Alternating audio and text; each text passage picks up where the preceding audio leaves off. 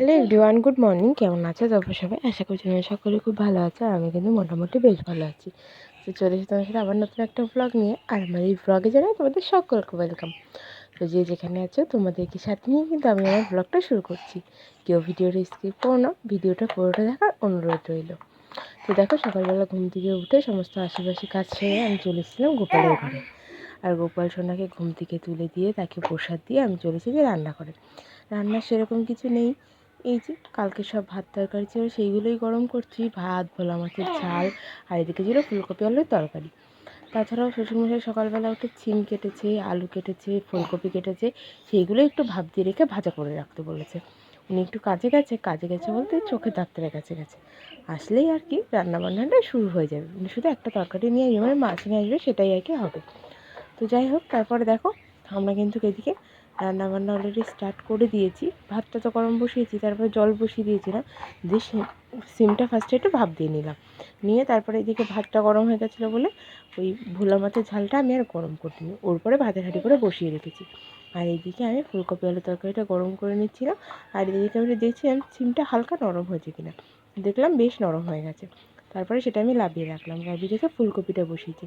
তার মধ্যে দেখো, আমার মন না ছোটো মন না সবাই চলে এসেছে। যাই হোক, ওইদিকে টুকটাক কাজ ছেড়ে আমি আর শাশুড়ি মা একটু চা খেয়ে নিলাম। ওইদিকে তো বাবা নাচেই জাগলো।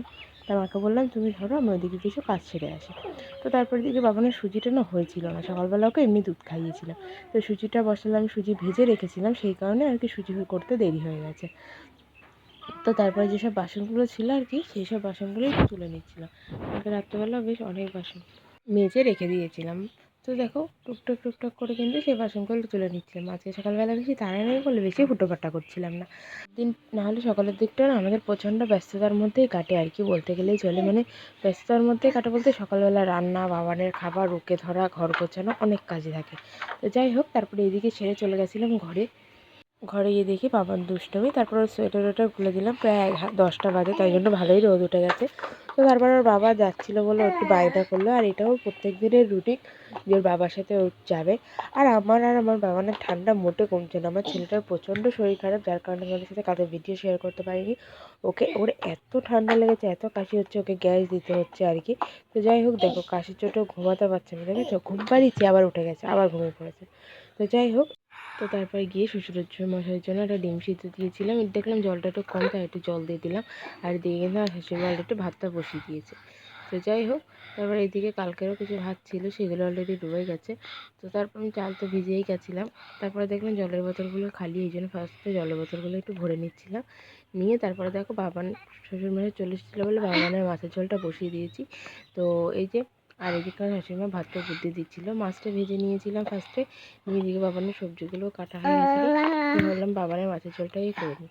তো দেখো, মাছের ঝোলটা আমি ঝোল দিয়ে দিয়েছি। আর এদিকে প্রচুর জামা কাপড় নাড়া আছে, যেগুলো তুলে ভাঁজ করতে হবে। চলো সেগুলো পরে শেয়ার করছি। তো যাই হোক, তারপরে বাবানের মাছের ঝোল হওয়ার পরে কিন্তু আমি এদিকে সিম ভাজাটা বসিয়ে দিয়েছিলাম। তো দেখো, আলু দিয়ে বড়ি দিয়ে সিমটা কিন্তু আমি ভেজে নিচ্ছিলাম সুন্দর করে। আর কী সুন্দর কালার এসেছে, তাই না? তো যাই হোক, তারপর সিম ভাজাটা লাস্টে গিয়ে একটু আদা না আমরা বেটে দিই, হালকা একটু জলে একটু আদা গুলে দিলে না বিশাল টেস্ট হয়। তো তোমরা একদিন ট্রাই করে দেখতে পারো, এই ভাজাটা কিন্তু খুব সুন্দর হয় আর হেভি টেস্ট হয়। তো তারপর আমি ফুলকপি আলুটা ভাজবো। তো দেখো, তো সেই কারণেই আর কি আমি এগুলো সব এখানে সাইড করে সামনে গুছিয়ে রেখেছি। তো তারপরে দেখো, এদিকে কিন্তু আমি ওটা লাভিয়ে নিয়েছি, নিয়ে কিন্তু আলুটা ভাজতে নিয়েছি। প্রথমে আলুটা ভেজে নিয়ে কিন্তু ফুলকপিটা ভাজবো। আর এর মধ্যে না বাবানের একটু গুনগুন আওয়াজ শুনছিলাম।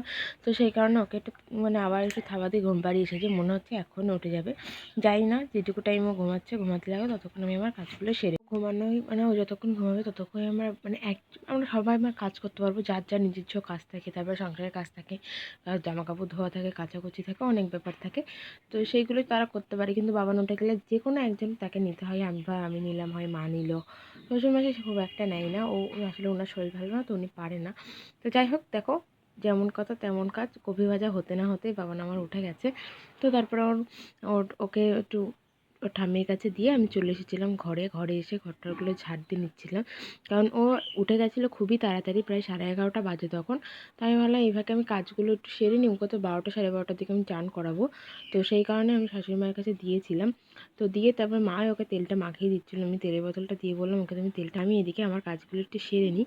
তো যেহেতু দুজন দুই দিক থেকে করলে না তাড়াতাড়ি হয়ে যাবে, বেশি কাজ নেই, আর শুধু এক ভাগেরই রান্না আছে। অথচ শ্বশুরমশাই আবার একটু বাজারে গেছে, যার কারণে একটু দেরি হচ্ছে।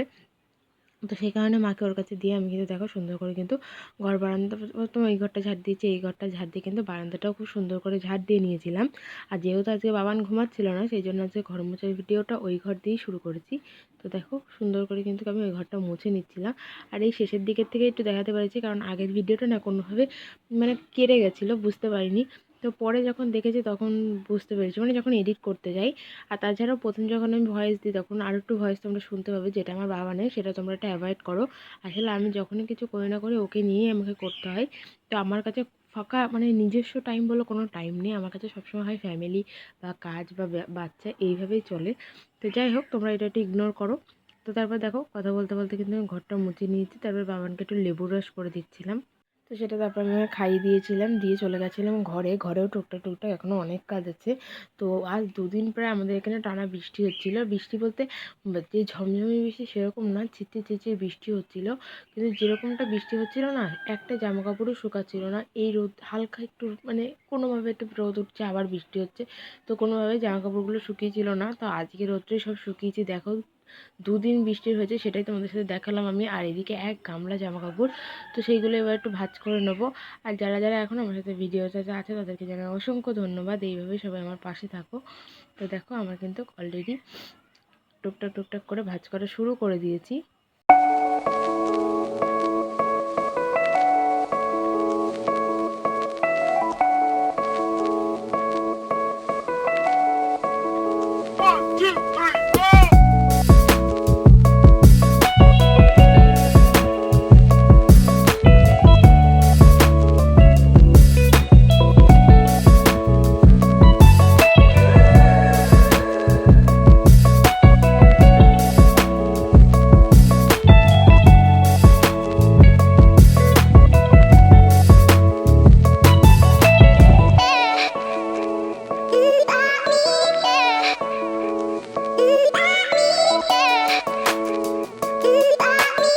জামা কাপড় ভাঁজ করা আমার প্রায় হয়ে গেছিলো, আর এর মধ্যে আমার ননদ এসেছিলো, তাই জন্য আর পুরো ভিডিওটা কন্টিনিউ করতে পারিনি। তো যেটুকুই করেছি সেটুকুই তোমাদের সাথে শেয়ার করেছি। আর এর আগে যে জামাটা আমি ভাঁজ করলাম দেখলে, ওটা কিছুদিন আগে আমি নিয়েছি জাস্ট। জামাটা খুব ভালো লাগছে, তোমাদের কেমন লাগলো অবশ্যই কিন্তু কমেন্ট বক্সে কমেন্ট করে জানিও। তো আমরা জামাটা পরে গেছি, কালকে একটু ঘুরতে গেছিলাম, কিন্তু সেই ভিডিওটা তোমাদের সাথে আর দিতে পারছি না। তো যাই হোক, যদি কোনো দিন সুযোগ পাই, যেদিন ভিডিও করতে পারবো না সেদিন তোমাদের সাথে শেয়ার করব। তো তারপর দেখো এদিকে বাবানের কাছে জামা কাপড় ছিল, সেগুলো কেচে দিয়েছিলাম, দিয়ে চান টান করে নিয়েছিলাম, নিয়ে বাবানকে খাইয়ে টাইয়ে ঘুম পাড়িয়ে দিয়েছিলাম, আমিও খাওয়া দাওয়া করে ঘুমিয়ে নিয়েছিলাম। আর এইদিকে কিন্তু আমার শাশুড়ি মা কিন্তু লেবু কাটছে, তাই আমি মাকে বলছি যে ভিডিও চলছে, তুমি আবার সামনে আসলে।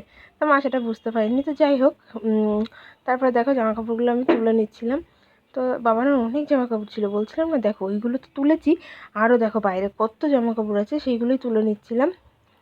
অনেক অনেক জামা কাপড় ছিল, যেহেতু দু তিন দিন বৃষ্টি হয়েছে সেই কারণে কিন্তু কোনো জামা কাপড় শোকায়নি দেখো। আর আমার শাশুড়ি মা বাড়ি ছিল না, গেছিলো আমার ননদদের বাড়ি, ওখানেও ছিল দুটো দিন। তো যাই হোক, সেই জামা কাপড় সব কেচে দিয়েছিল, কিন্তু কিচ্ছু শোকায়নি। তো এই ছিল আজকে সারাদিনের ব্লগটা যদি ভালো লেগে থাকে অবশ্যই like comment share and subscribe করে দিও। আর যে সকল বন্ধুরা সাবস্ক্রাইব করতে জানাই অসংখ্য ধন্যবাদ। সবাই ভালো থেকো, সুস্থ থেকো।